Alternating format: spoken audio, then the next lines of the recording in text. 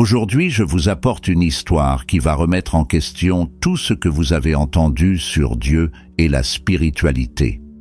Dans cette vidéo, nous allons plonger dans l'expérience incroyable de Raoul Sanabria qui, après avoir survécu à un accident presque mortel, a découvert une vérité sur Dieu que la religion n'a jamais révélée. Préparez-vous à un voyage de révélation profonde et surprenante. Si vous aimez les histoires qui vous font penser et voir le monde d'une manière totalement nouvelle, laissez déjà votre like, inscrivez-vous sur la chaîne et activez les notifications pour ne manquer aucun contenu. Maintenant, nous allons connaître l'histoire de Raoul et ce qu'il a découvert sur la véritable essence divine. Bonjour, mon nom est Raoul Sanabria. Jusqu'à il y a quelques mois, j'étais juste un autre consultant en affaires à Houston, au Texas. Je suis né et j'ai grandi à San Juan, Porto Rico, mais je suis parti aux États-Unis pour poursuivre une carrière prometteuse. Mon père, Santiago, a toujours été un exemple de force et de détermination pour moi, et je voulais honorer sa mémoire en réussissant. La vie à Houston était une course constante. Réunions, objectifs, clients à satisfaire.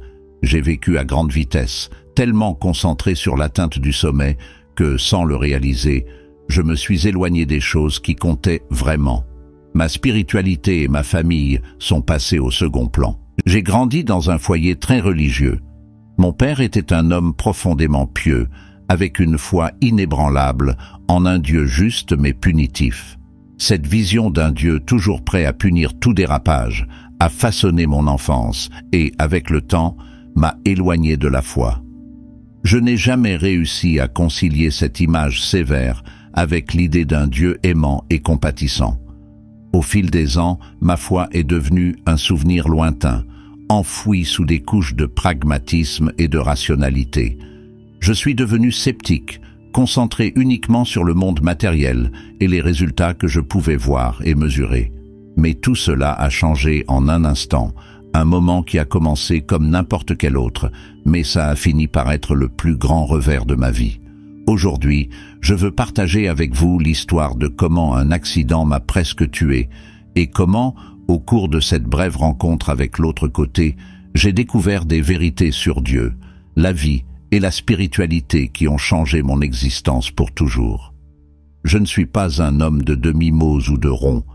Je vais raconter exactement comment cela s'est passé, de la manière la plus honnête et directe possible. Cela peut sembler incroyable à certains moments, mais je vous demande d'écouter avec un esprit ouvert. Ce que j'ai vécu ce jour-là a complètement changé ma perspective sur la vie et la mort, et j'espère que mon histoire peut vous toucher d'une certaine manière. C'était un matin typique de Houston. Le soleil brillait fort dans le ciel sans nuages, et la chaleur du Texas commençait déjà à se faire sentir, même si elle était encore tôt. Je venais de quitter une réunion importante, et j'ai décidé d'aller à mon café préféré pour prendre une pause rapide avant le prochain rendez-vous. Alors que je marchais sur le trottoir occupé, mon téléphone a sonné. C'était un client important, de ceux que vous ne pouvez pas ignorer. J'ai immédiatement répondu et me suis concentré sur la conversation, oubliant presque le monde qui m'entourait. C'est à ce moment de distraction que tout s'est passé. Tout à coup, j'entendis un bruit assourdissant au-dessus de moi, comme si quelque chose de lourd tombait. J'ai levé les yeux instinctivement et, à la dernière seconde, j'ai vu une énorme planche de bois s'écraser vers moi. Je n'ai pas eu le temps de réagir. Tout est allé si vite que mon cerveau a mal digéré ce qui se passait. L'impact était direct dans ma tête. La douleur, mon Dieu, la douleur était insupportable, comme si un éclair avait traversé mon crâne. J'ai senti ma vision s'assombrir et mes jambes se briser. Je suis tombé sur le sol dur de la chaussée.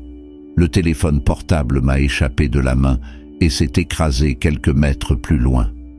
Les gens autour de moi ont commencé à crier et se secouer. J'ai entendu des voix lointaines demandant une ambulance.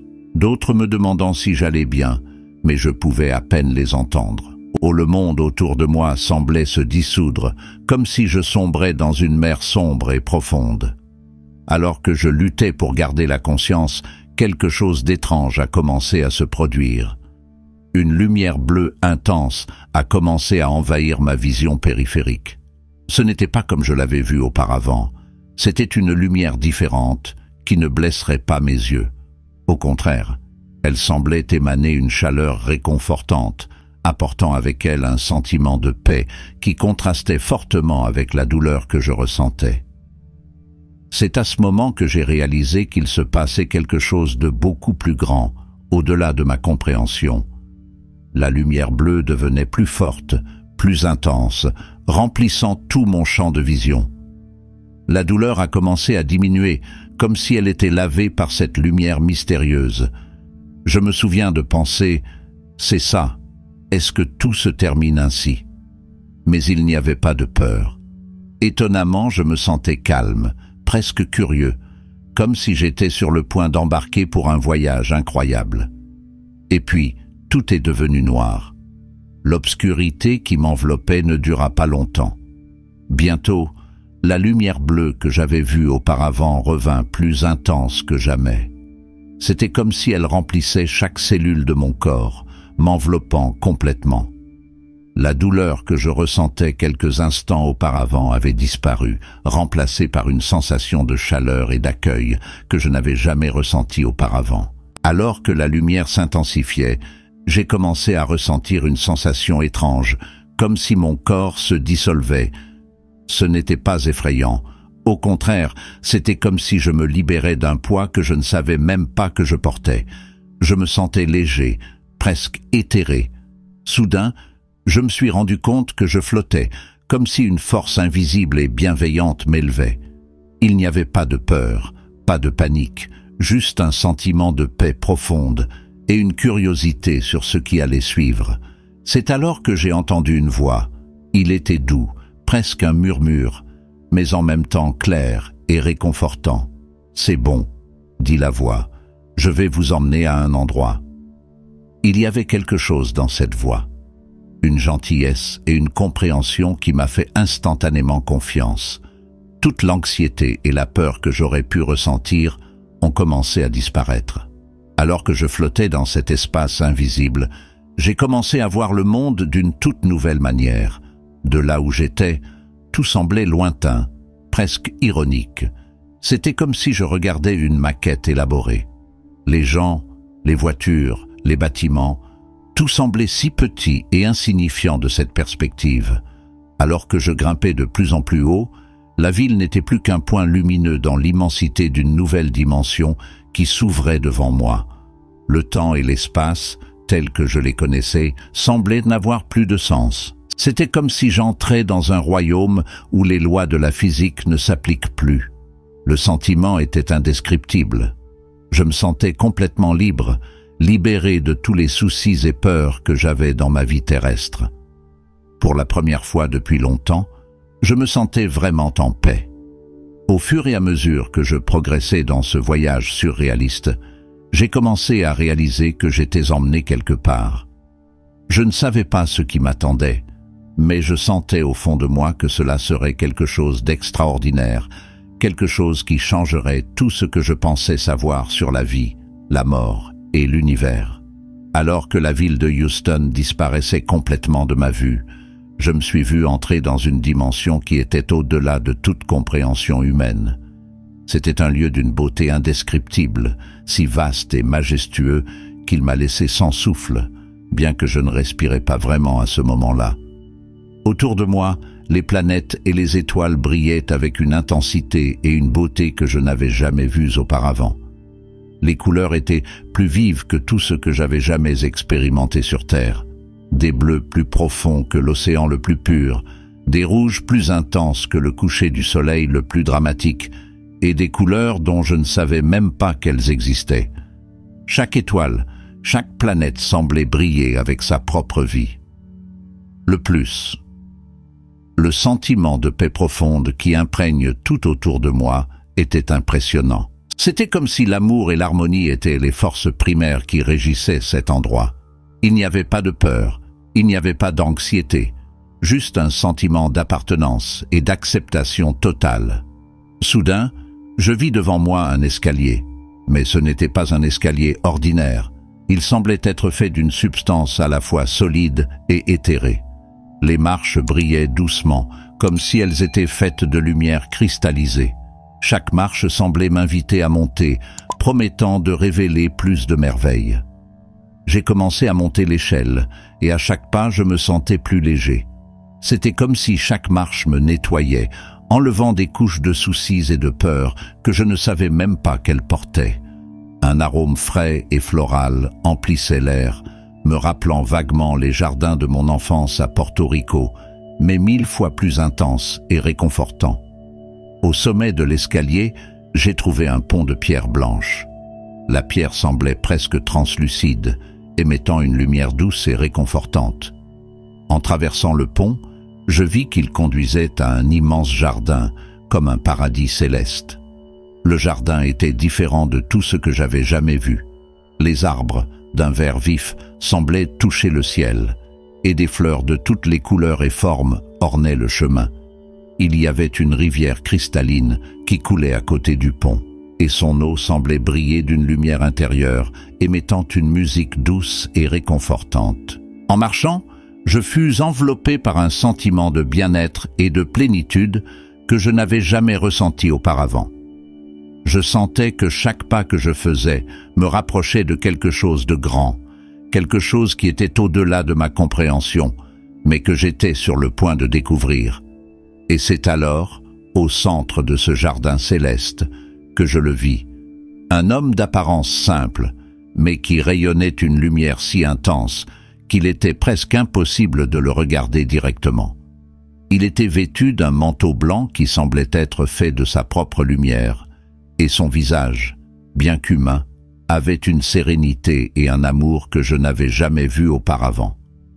Je ressentais une paix profonde, rien qu'en le regardant, comme si tous les problèmes du monde avaient disparu à ce moment-là. Il s'est approché de moi avec un sourire doux et m'a salué d'une manière qui me faisait sentir comme si j'étais une personne d'importance extrême. Il y avait quelque chose dans ses yeux, une sagesse infinie et une bonté qui semblait embrasser mon âme. Je ne savais pas qui il était, mais au fond de moi, je savais qu'il était quelqu'un de très spécial, quelqu'un qui était là pour me montrer quelque chose d'important. Je suis si fier de toi, ces mots m'ont frappé comme une vague. Combien de fois j'avais voulu les entendre, combien de nuits j'avais passé à me demander. Si j'honorais sa mémoire, si je vivais comme il l'espérait, Père. J'ai commencé, la voix étouffée par l'émotion. Tu me manques tellement, j'ai tant de choses à te dire, tant de questions. Il sourit, posant sa main sur mon épaule. Je sais, fils, je sais tout.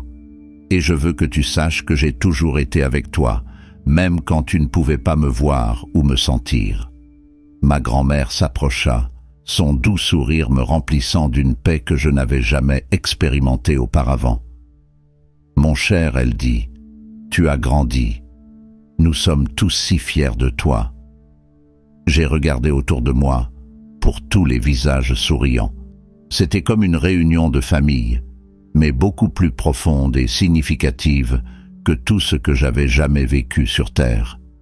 Il n'y avait pas de jugement, ni de rancune ou de vieilles blessures, seulement un amour pur et inconditionnel. Mon père, cependant, avait un regard sérieux quand il a parlé de nouveau. « Raoul, mon fils, tu dois savoir qu'il n'est pas encore temps pour toi de rester ici avec nous. » J'ai senti une pression sur ma poitrine. Comment n'était-ce pas mon heure? J'étais si heureuse là, si paisible. Comment pourrais-je revenir? Vous avez encore une mission à accomplir sur la terre, a poursuivi mon père. Il y a des gens qui ont besoin de vous, des choses importantes que vous devez faire. Je regardais les visages à mon autour, tous assis en accord. Ma grand-mère s'approcha à nouveau, son toucher doux sur mon bras transmettant le confort. « Ne t'inquiète pas, mon chéri, » dit-elle. « Nous serons toujours là pour toi, mais maintenant tu dois revenir et vivre la vie qui t'a été donnée. » Je voulais protester, je voulais rester avec eux dans ce lieu de paix et d'amour, mais quelque chose en moi savait qu'ils avaient raison. Il y avait quelque chose d'inachevé, quelque chose d'important que je devais faire. « Souviens-toi, mon fils, dit mon père, ses yeux brillaient de sagesse. L'amour que nous avons pour vous ne connaît pas de limite de temps ou d'espace. Nous serons toujours avec vous, guidant vos pas. Avec une dernière étreinte collective, j'ai senti qu'il était temps de partir. Mais avant que je ne m'éloigne, mon père me tenait la main une dernière fois. « Il y a plus de choses que vous devez voir et comprendre avant de revenir, dit-il. Soyez ouvert, mon fils. Ce que vous êtes sur le point de vivre changera votre vie pour toujours. » Avec mon cœur plein d'amour et mes yeux pleins de vertige, je me suis éloigné d'eux. Alors que leurs images disparaissaient dans la lumière, j'ai senti une nouvelle présence s'approcher. C'était quelque chose de différent, quelque chose d'encore plus puissant et majestueux que tout ce que j'avais connu jusqu'alors. En m'éloignant de mes proches, je sentis une danse dans l'environnement qui m'entourait. La lumière, déjà intense, semblait s'intensifier encore. Mais ce n'était pas aveuglant ou inconfortable. C'était comme si chaque particule de mon être était baignée par une énergie pure et aimante. Soudain, je me suis rendu compte que j'étais devant une présence. Il n'y avait pas de forme définie, aucune figure que je pouvais décrire en termes humains. Il était plus comme un sentiment écrasant d'être en présence de quelque chose ou quelqu'un incommensurablement grand et puissant. À ce moment-là, je savais avec une certitude qui allait au-delà de toute compréhension rationnelle que j'étais devant Dieu. Mais ce n'était pas le Dieu que j'avais imaginé au cours de ma vie, ni le Dieu sévère et punitif que mon père, Jacques, on nous a appris à craindre. Cette présence était de l'amour pur. Il était comme si tout l'amour de l'univers était concentré en un seul point, rayonnant une acceptation infinie, la compassion et la compréhension. Il n'y avait pas de jugement, il n'y avait pas de condamnation, juste un amour si profond et inconditionnel que je tombais à genoux. Ou du moins, c'est ce que j'ai ressenti dans cet état non physique. Les larmes coulaient sur mon visage, alors que je réalisais à quel point j'avais eu tort toute ma vie.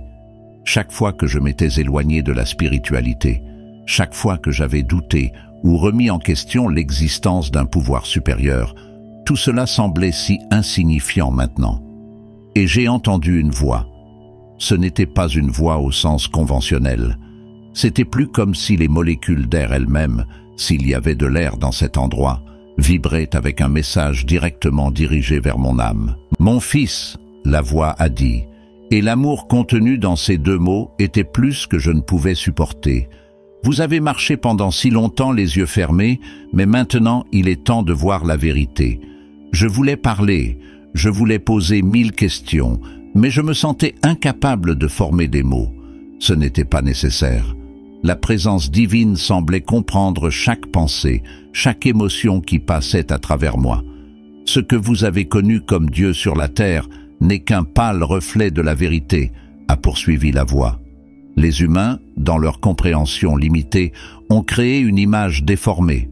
Je ne suis pas un juge sévère, ni un roi lointain sur un trône.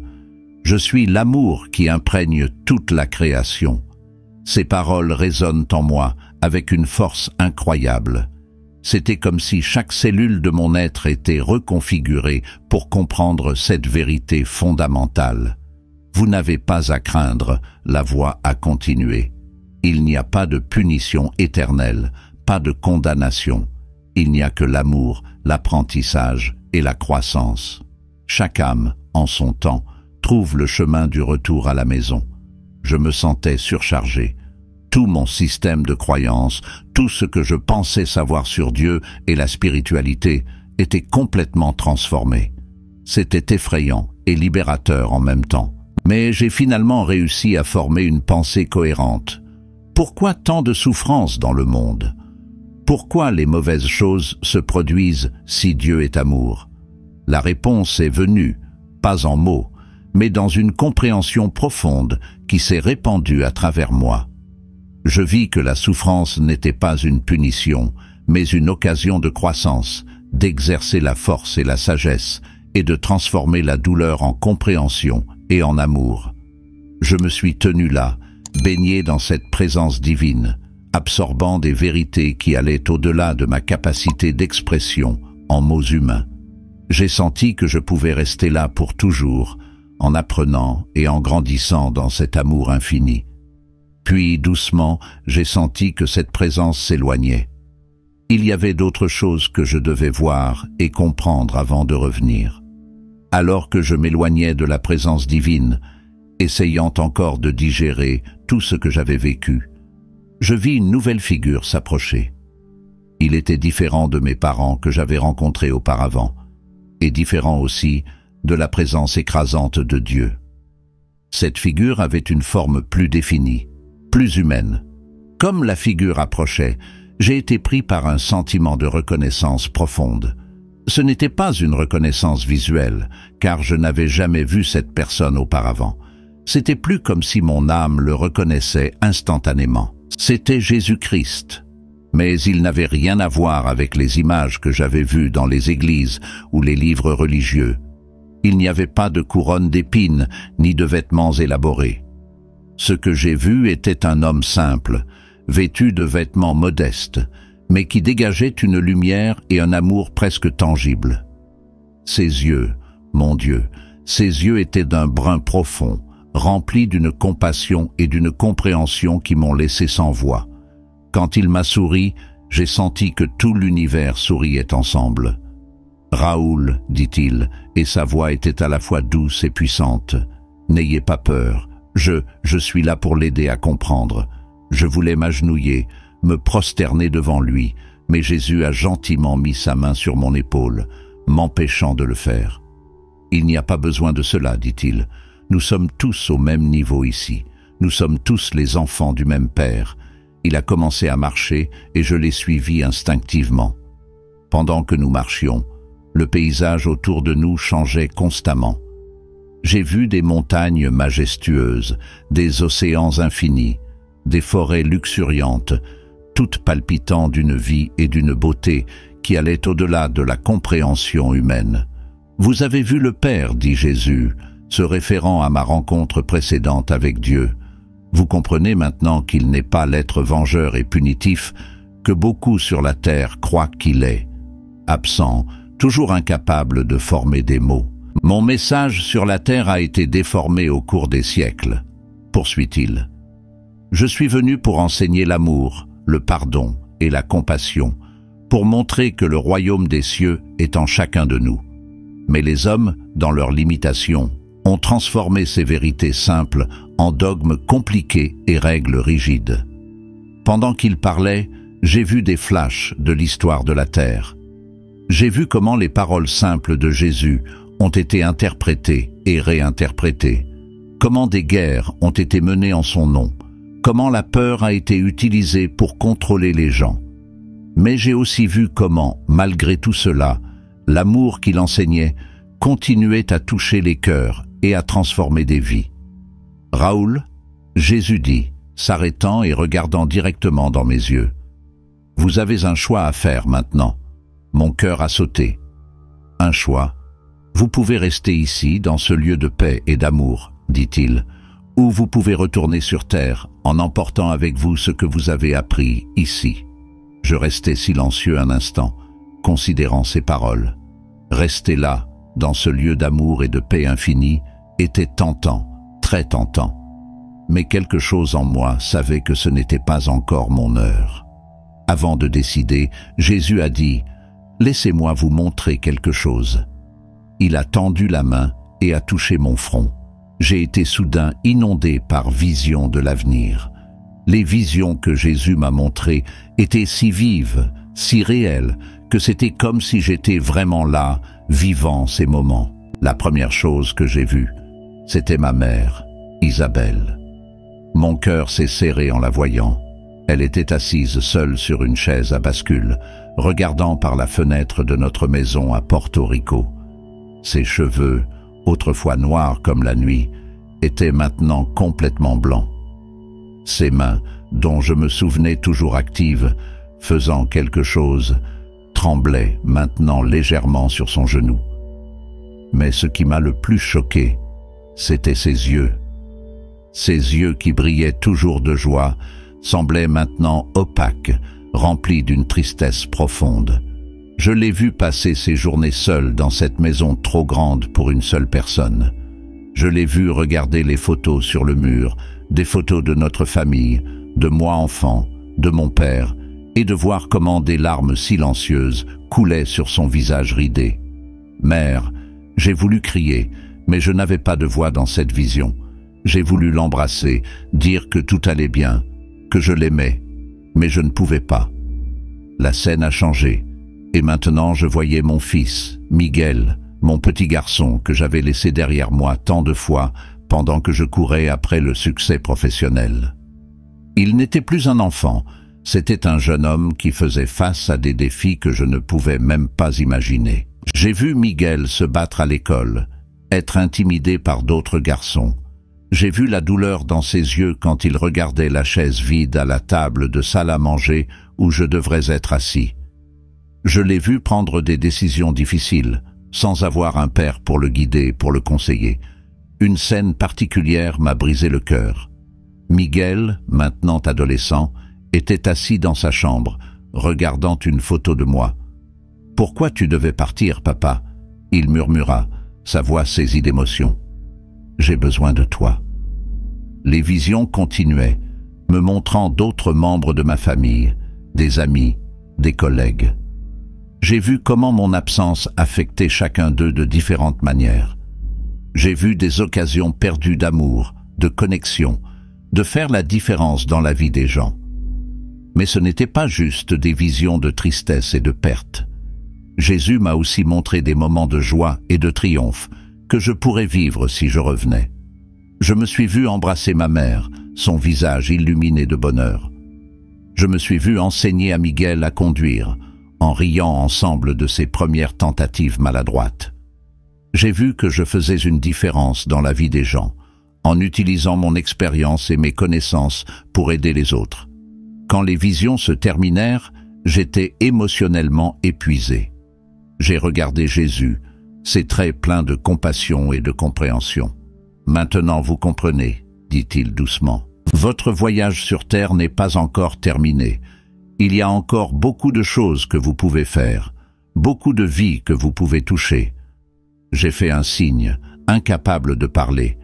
La réalisation de l'impact que mon absence aurait et du bien que je pourrais encore faire si je revenais était écrasante. « Mais rappelez-vous, a poursuivi Jésus, si vous choisissez de revenir, ce ne sera pas facile. Il y aura des défis, des douleurs, des moments de doute. Vous devrez porter le poids des connaissances que vous avez acquises ici, sachant que tout le monde ne comprendra pas ou ne croira pas votre expérience. J'ai pris une grande inspiration, ou du moins j'ai eu le sentiment de le faire dans cet état non physique. La décision était claire pour moi maintenant. Je savais ce que je devais faire. Je veux revenir, dis-je, ma voix ferme malgré l'émotion.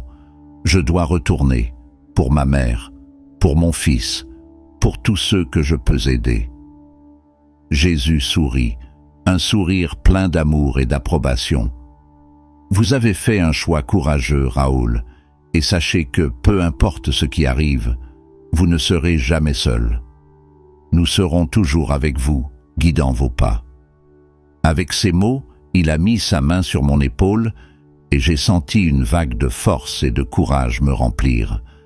J'étais prêt à revenir pour affronter ce que l'avenir me réservait. Au moment où j'ai pris ma décision de retourner, j'ai ressenti un changement immédiat dans l'environnement qui m'entourait. La lumière brillante et accueillante de l'autre monde a commencé à se dissiper, donnant lieu à une obscurité qui n'était pas effrayante, mais plutôt réconfortante, comme une couverture enveloppant ma conscience. Jésus m'a souri une dernière fois, ses yeux pleins d'amour et de compréhension. « Rappelez-vous, Raoul, a-t-il dit, sa voix retentissant alors que son image commençait à s'estomper. L'amour que vous avez expérimenté ici est toujours avec vous. Portez-le dans votre cœur et partagez-le avec le monde. » J'ai senti que je tombais, mais il n'y avait pas de peur. C'était plus comme si j'étais doucement guidé vers mon corps, comme une plume flottant doucement dans l'air. En descendant, je commençais à ressentir des sensations physiques de nouveau. Il y avait d'abord un picotement aux extrémités des doigts et des pieds, puis une pression sur la poitrine, comme si quelqu'un poussait rythmiquement. Les sons ont commencé à filtrer à travers l'obscurité. Voix étouffées, bips de machines, le bruit caractéristique d'un hôpital. J'ai soudain ressenti une douleur aiguë dans ma tête, me rappelant l'accident qui m'avait conduit à ce voyage incroyable. La douleur était intense, mais d'une certaine manière, je l'ai reçue comme un vieil ami.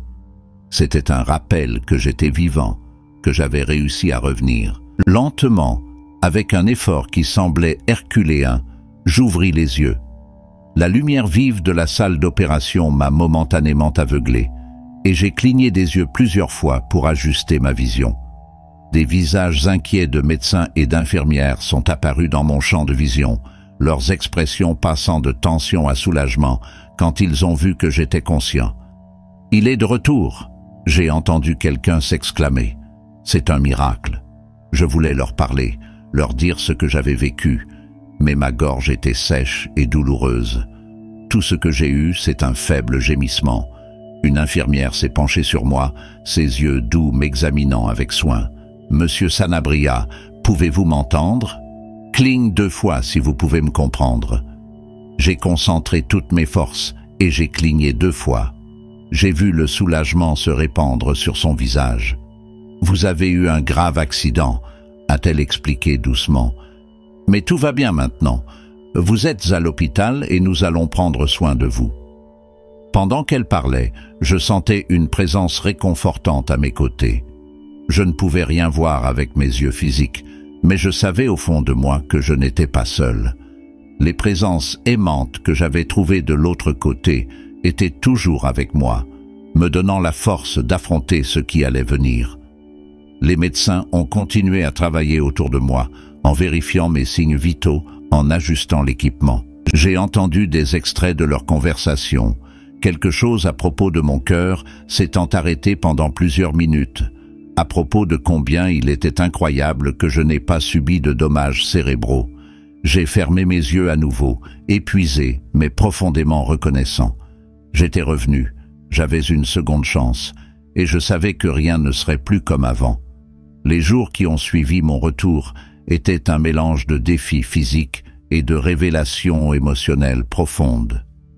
La récupération a été difficile. Mon corps avait subi un traumatisme important et il faudrait du temps pour qu'il guérisse complètement. Mais chaque jour, je me sentais plus forte, non seulement physiquement, mais aussi spirituellement.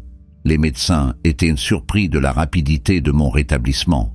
Ce qui aurait dû être une longue période d'hospitalisation s'est transformé en quelques semaines. Ils ne pouvaient pas expliquer comment la blessure à la tête, qui semblait si grave au début, guérissait presque miraculeusement. Mais je le savais. Je savais que je n'étais pas seul dans ce voyage de guérison. Je ressentais constamment la présence aimante que j'avais expérimentée de l'autre côté, me donnant force, m'aidant à surmonter chaque obstacle. Au fur et à mesure que je me suis fortifié, j'ai commencé à réfléchir profondément sur tout ce que j'avais vécu. Chaque matin que je me réveillais était un cadeau, une nouvelle opportunité de vivre avec gratitude et détermination. Les préoccupations qui m'avaient autrefois consumé, le succès professionnel, le statut social, l'accumulation de biens matériels, semblaient maintenant si insignifiantes. J'ai réalisé que l'amour et le soutien de la famille sont vraiment irremplaçables.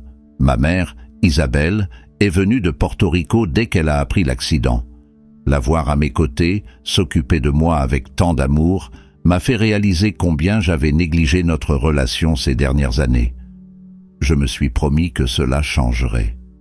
Mon fils, Miguel, a aussi été présent pendant toute ma guérison. Voir la peur et le soulagement dans ses yeux m'a fait comprendre combien il avait besoin de moi, non seulement comme pourvoyeur, mais aussi comme père, ami et guide. J'ai juré que je serais plus présent dans sa vie, que je l'écouterais et le guiderais avec tout l'amour que j'avais redécouvert en moi. Mon expérience a aussi complètement changé ma vision de Dieu et de la spiritualité. Le Dieu que j'ai connu n'était pas l'être distant et punitif qu'on m'a appris à craindre. C'était une source inépuisable d'amour et d'acceptation. Cette nouvelle compréhension m'a apporté une paix que je n'avais jamais expérimentée auparavant. J'ai commencé à me reconnecter avec ma spiritualité, mais d'une manière différente, non pas par des rituels vides ou des dogmes rigides, mais par une connexion directe avec le divin. La méditation, la prière et les gestes de bonté sont devenus partie intégrante de ma vie quotidienne. En partageant mon expérience avec mes amis et ma famille, j'ai réalisé que tout le monde ne comprenait pas ou ne croyait pas ce que j'avais vécu. Certains pensaient que c'était le résultat du traumatisme, d'autres que j'étais confus à cause des médicaments. Mais cela ne me dérangeait pas. Je savais que la vérité était dans mon cœur et c'est ce qui comptait. J'ai décidé d'utiliser ma deuxième chance pour faire une différence dans la vie des gens. J'ai commencé à travailler comme bénévole dans un hôpital local, offrant confort et espoir aux patients en phase terminale. Je partageais avec eux ce que j'avais appris sur la vie après la mort, sur l'amour inconditionnel qui nous attend de l'autre côté. J'ai aussi changé mon approche au travail. Au lieu de chercher seulement le profit et la réussite personnelle, j'ai commencé à chercher des moyens d'utiliser mes connaissances et compétences pour faire du bien à la communauté. J'ai lancé des projets de responsabilité sociale dans l'entreprise, encourageant mes collègues à s'impliquer dans des causes importantes. Chaque défi que je rencontre maintenant est avec la certitude que je ne suis pas seul.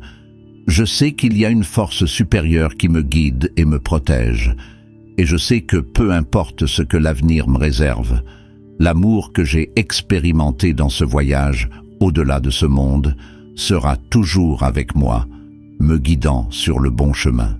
Mon expérience de mort imminente n'a pas seulement été un tournant dans ma vie, mais une révélation que l'amour et l'acceptation sont les vrais piliers de l'existence.